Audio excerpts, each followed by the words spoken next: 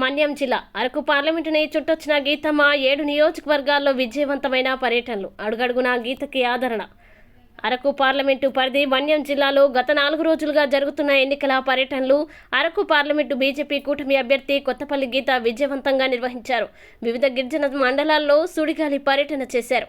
Araku parliament ఎంపీగా గతంలో తాను చేసిన అభివృద్ధి పనులు కొత్తపల్లి గీత గుర్తు చేశారు. గిరిజనులు కూడా గీత చేపట్టిన అభివృద్ధి పనుల్ని పలువురు గుర్తిస్తూ ప్రచారంలో గీతక్క వెంట నడుస్తూ ప్రచారం చేశారు. పార్వతీపురం, సాలూరు, కురుపంలో ఎన్డీఏ ఉమ్మడి ఎమ్మెల్యే అభ్యర్థులు ఏర్పాటు చేసిన రోడ్ షో ప్రచార కార్యక్రమంలో పాల్గొని పలువురు ఓటర్లని ప్రత్యక్షంగా కలిసిన అరకు ఎంపీ అభ్యర్థి కొత్తపల్లి గీత విశేష జనవాహిని మధ్య ఉమ్మడి పార్టీల నాయకులు, కార్యకర్తలు, అభిమానులు చేసిన కరతాళ ధ్వనులతో మన్యం జిల్లా దద్దరిల్లింది. రహదారికి ఇరువైపులా మహిళలు పెద్ద ఎత్తున హారతులతో స్వాగతం పలికిన ప్రజానికం.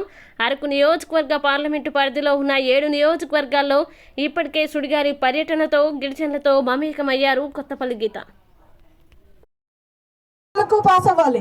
ఈ రోజు ఉప ముఖ్యమంత్రిగా ఉన్న మన పుష్పశ్రీవాణికి అధికారం ఏమన్నా ఉందా? రాజన్న గారికి అధికారం ఉందా? ఉప ముఖ్యమంత్రి పేరుకే గాని వాళ్ళు కనీసం బయటకు వచ్చేది ఏదన్నా ఇప్పుడు పవన్ కళ్యాణ్ గారిని ఏమన్నా అంటేస్తారు, లేకపోతే చంద్రబాబు నాయుడు గారిని అంటానికి వస్తారు, లేకపోతే ఎవరినైనా విమర్శలు చేయడానికి మాత్రమే ఈ రోజు మంత్రులు బయటకు వస్తారు. నీటిపారుదల మంత్రి అంబటి రాంబాబు గారు, ఆయన ఎవరైనా తెలుసామా మీకు? బూతులు మాత్రం మాట్లాడే